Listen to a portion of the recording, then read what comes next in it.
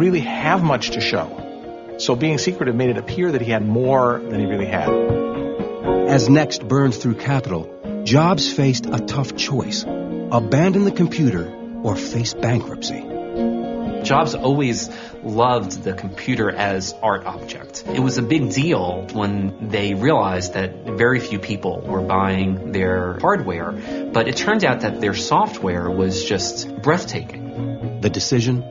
Ditch the highly designed computer and focus instead on selling what makes it run, the company's elegant operating system. A thing you have to understand about Steve Jobs, he can be outrageously ambitious and idealistic, but he can also be practical when he has to, because this man is a survivor. I think that period during which he wandered in the wilderness was a period full of adversity. And I think people come back from adversity. If they can return from adversity, they come back harder, sharper, and far more geared for battle.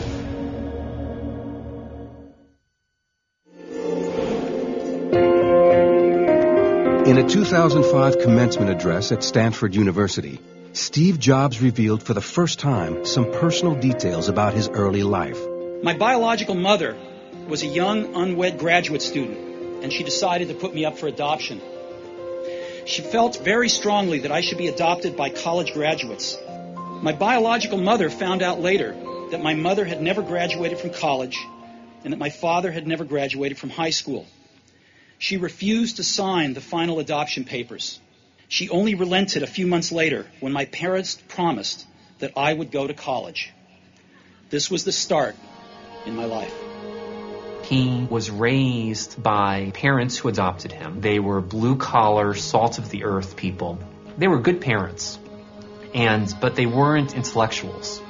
They weren't artists. They weren't creative geniuses. And Steve Jobs knew from early on that he was different. Later in life, he discovered that his biological parents were intellectuals. And his biological sister, she turned out to be a brilliant novelist, Mona Simpson.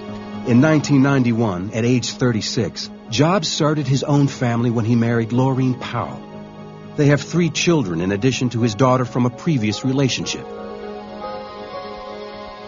Jobs calls these years after Apple his most creative and personally fulfilling. His professional life was also changing dramatically. Another of his post-Apple computer business ventures was slowly coming to life. Right after his ouster from Apple, Jobs bought a company from Lucasfilms that would become a household name. This little animation company called Pixar. He'd always sort of admired Hollywood, from afar. Oh, I'd like to be a part of that somehow. So they hired an animator from Disney named John Lasseter, and they started making these very amusing 1-2 minute films. It was kind of like a demo. Well, it turns out that the films were wonderful, and not just from a technical standpoint, but creatively. In fact, the Pixar team had much bigger ambitions. The creation of a full-length, fully computer-animated feature film.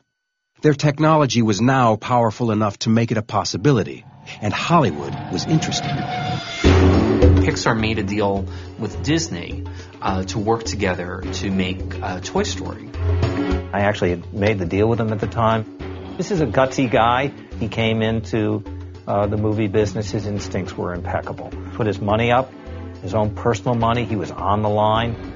In the decade after he left Apple, Steve Jobs nearly spent through his entire fortune. He nearly blew it all on both Next and Pixar, 2 struggling startups that were just losing money at an alarming rate. In 1995, Jobs' investment in Pixar was about to pay off in a big way. Toy Story, Pixar's first feature film, was a blockbuster. I am Buzz Lightyear. I come in peace. Oh, I'm so glad you're not a dinosaur! It earned $356 million worldwide and became 1995's highest-grossing U.S. movie. Pixar, which really created probably the most successful genre in the movie business today, which is CG animation. It was an enormous success. And based on the incredible performance of Toy Story, Pixar was able to go public, which wound up making Steve Jobs a billionaire. It had been 10 years since he'd been fired from Apple, and the drama and turmoil at the company continued to get worse. In a 1996 interview for the PBS series Triumph of the Nerds, Jobs' wounds were still apparent. He destroyed everything I'd spent 10 years working for, starting with me. Today, in a surprising admission, John Sculley looks back on the Apple Board of Directors' decision to oust Jobs. In hindsight, I think they made the wrong choice. You know, they should have chosen Steve. The talent that Steve has is so extraordinary. We should have figured out how to work with it. Scully's replacement, Michael Spindler, was also gone, and a third CEO, Gil Amelio, was struggling to keep the company afloat. Apple Computer was out of ideas and desperate. After Steve left the company, it lost its compass, lost its mission. It lost its founding spirit. Its products got old and stale. And during that whole period, Microsoft had gotten stronger and stronger. Computers running Windows accounted for nearly 80% of the market. Apple's market share could not break 11%. And their ousted co-founder was sitting on an operating system that could save them. This is why they ended up going back to Jobs, because they wanted Next's operating system. It's like the secret sauce, it's their springboard into all the future products. In an ironic and stunning turn of events, Apple Computer bought Next for over $400 million. We're going to be building our next generation operating system on Next technology. Selling Next to Apple, well, that's sheer genius. You just have to say, wow.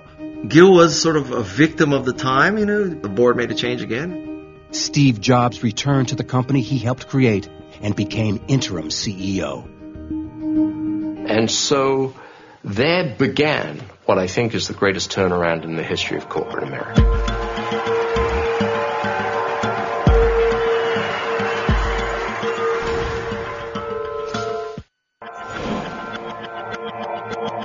After a dozen years in exile, Steve Jobs returned to the company he co-founded. He just sensed the vacuum and moved in to fill it. The old juices started to flow. It was his finest hour, really, and he hauled ass and brought things back together again around a cohesive vision because he came in as the rainmaker.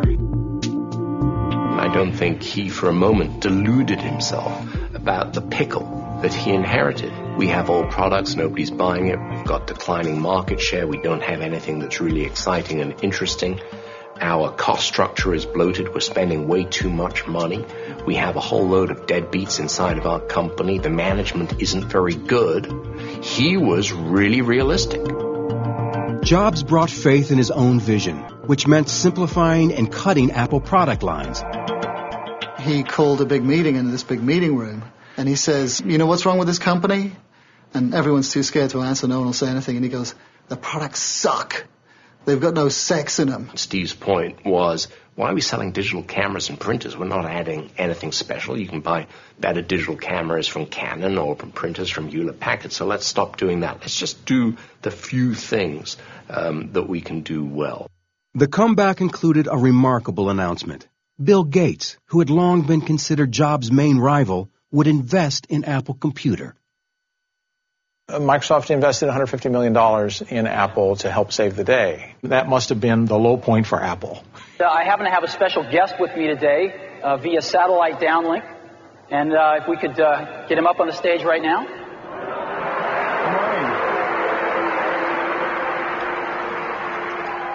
We're very excited about the new release we're building. This is called Mac Office 98. We do expect to get it out by the end of this year.